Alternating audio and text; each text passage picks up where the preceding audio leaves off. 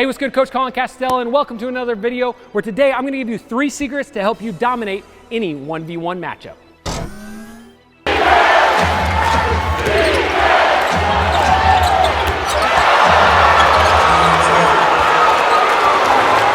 All right, now everybody wants to be a great 1v1 player, and I totally get it. 1v1 players get respect. They're the guys that get the ball in their hand at the end of the clock. So today what I'm gonna do is I'm gonna give you a few tips to help you win more 1v1 games. And here's the best part. You don't even have to get better from a skill perspective. These are tips that are gonna help you swing a lot of those games that you might lose in a close, kind of scoring matchup, and really kind of help you beat the players that are maybe better than you and really start to get more of that respect on the court. But make sure you watch to the end of the video because I'm gonna give you something 100% free that when you pair with this is gonna make you an incredible scorer on the court every single time you step on. So watch to the very end. All right, so 1v1, right? Generally speaking, depending on the format of one-on-one you're playing, some of these tips might change, but we're gonna kind of go from just your standard, hey, we're checking the basketball up, doing a standard 1v1. Now, the very first thing that we wanna do is catch moving downhill. And what I mean by that is a lot of times players, when they're playing 1v1, they'll check the basketball up, the other guy will check it back to them, and they'll kind of start from a standstill, right? They'll start from a standstill. Anytime I'm playing 1v1, let's say we're playing at the three-point line, my defender's standing at the three-point line, I will never start right at the three-point line because I want to start out with an advantage. So by catching downhill, what I mean is I'm going to step back somewhere out by the pro three-point line. I'm going to pass the ball to the guy who's checking it in, and as soon as he goes to check it, I'm going to move my momentum downhill.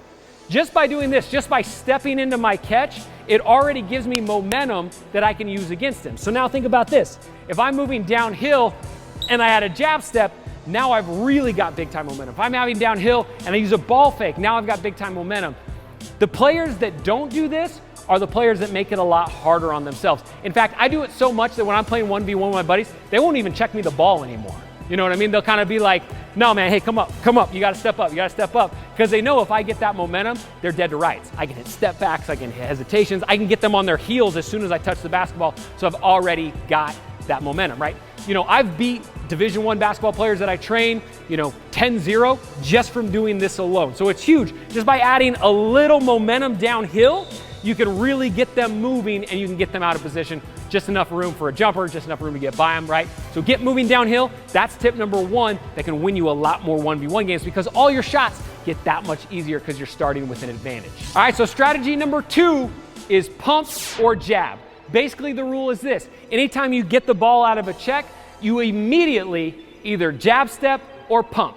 You got to pick one or the other. If every single time you get the ball off of a check, you pump or you jab, you're going to get the defender moving and you're going to have a gap to start off with. Again, a lot of these strategies are about having that advantage before you put a dribble down, before you've actually moved, right? So a lot of times what happens, especially younger age players that play 1v1, they check the ball up, they get it, and they go, and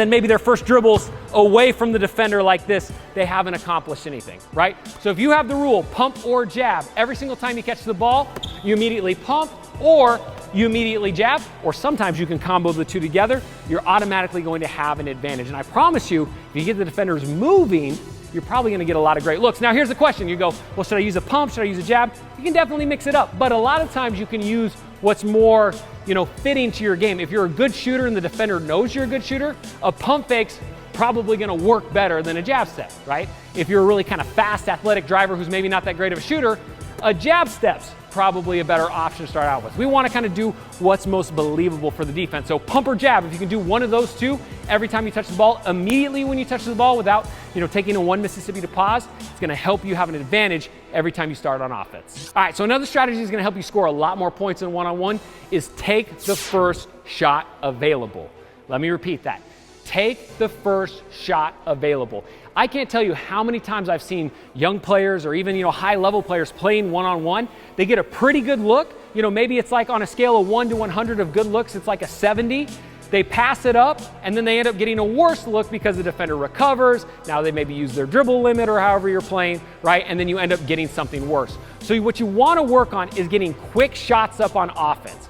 Very rarely does the guy who win on one-on-one dribble more times. Right? So if you're having to beat guys by setting them up, doing this, coming back, in and out, and getting around, you're probably not going to win a ton of games. right? You want to get that early opportunity and take the first available shot. It might be a pull-up jumper, it might be a step back, it might be getting to the rack, but you want to take the first available shot, because what I see a ton of times are players get the ball, they've got a great move and they've got a really good shot right here, but they're kind of like, maybe I can get a better one. They drive in, now they get stuck again, and then maybe they get a block shot or they get a bad, kind of fadeaway jumper. Take the first shot available. I promise, if you take the first available shot, you're gonna win a lot more games because you're gonna be shooting much higher percentage shots. So take the first thing you get, even if it's not a perfect look, it's better than the one you're probably gonna get. All right, now, if you want the secrets to a more fast, efficient jump shot, you can get more shots off in game and actually hit more shots in game, click the top link in the description down below or the first link in the comments down below that. That way you can get free access to our quick draw shooting workout. I specifically created this 5-minute workout to help you knock down more shots in game, because you can get a faster jumper, a quicker jumper that even great defenders are gonna have a hard time contesting. So make sure you click the top link in the description down below, get instant access today. Also, if you're new to Shotmechanics, pound that subscribe button and ding the bell notification, because YouTube won't give you my videos for some reason. I don't know, they're hating on me or something, but I wanna make sure that you're getting better just like everybody else in the Splash Army. So hit that bell notification and make sure you leave a comment in the comment section down below. Let me know what sort of video you want to see next. This is a channel for the people, by the people. I run pretty much everything off request, so leave it down below and hopefully we'll be able to get to it. Again, I'm Coach Colin Castell with Shotmechanics Basketball. Thanks for watching, and until next time, splash on.